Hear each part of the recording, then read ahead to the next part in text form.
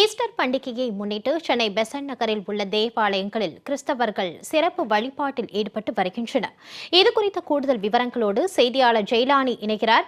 வணக்கம் ஜெயலானி, தற்போது ஈஸ்டர் பண்டிகை எந்த அளவுக்கு சிறப்பாக கொண்டாடப்பட்டு வருகிறது? கூடுதல் விவரம். ஈஸ்டர் திருநாளை முன்னிட்டு பெசன்ட் நகர் அன்னை வேளாங்கண்ணி தேவாலயத்தில் கிறிஸ்தவ பொதுமக்கள் திரளாக கலந்து கொண்டு புத்தாடைகள் அணிந்து தற்போது சிறப்பு பிரார்த்தனைகளில் ஈடுபட்டு வருகிறார்கள். குறிப்பாக கிறிஸ்தவர்கள் அனைவரும் மீண்டும் உயிர் தள்ளக்கூடிய நாளாக இந்த நாளினை கருதுகிறார்கள்.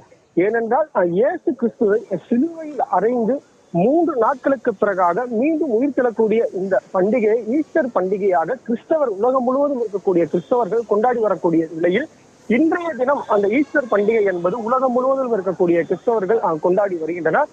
அதன் அடிப்படையில் சென்னை பெசன்ட் நகர் பகுதியில் இருக்கக்கூடிய வேளாங்கண்ணி தேவாலயத்தில் திரளான பக்தர்கள் நேற்று இரவு முதலாகவே நேரடியாக அந்த தேவாலயத்திற்கு வருகை தந்து குடும்பமாக தங்களது நேர்த்தி கடன்களை பூர்த்தி செய்து சிறப்பு பிரார்த்தனைகளில் ஈடுபட்டு வருகிறார்கள்.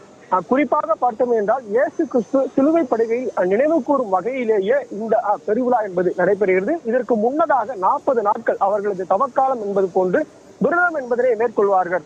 அதற்கு அடுத்தபடியாக இந்த ஈஸ்டர் வருவதற்கு முந்தைய வியாழன் பெரிய வியாழன் என்னும் அந்த முந்தைய வெள்ளி பெரிய வெள்ளி என்னும் கருதப்படும். அதனைத் தொடர்ந்து அந்த புனித வெள்ளியிலிருந்து 3வது நாளான இன்று ஈஸ்டர் பெருவிழாவாக கருதப்படுவது வழக்கம்.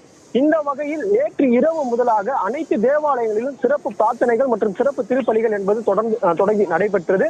அது மட்டுமல்லாமல் இந்த திருப்பலிகளில் நேற்று இரவு முதலாகவே பல்லாயிரக்கணக்கான கிறிஸ்தவ பெருமக்கள் நேரடியாக கலந்து கொண்டு சிறப்பு பிரார்த்தனைகளில் ஈடுபட்டனர். தற்போது இன்று காலை வரையிலுமாகவே பல கிறிஸ்தவ பொதுமக்கள் தங்களது புத்தாடைகள் அணிந்து தங்களது குடும்பத்தினருடன் கூட்டாக வந்து தற்போது சிறப்பு பிரார்த்தனைகளில் ஈடுபட்டு வருகின்றனர்.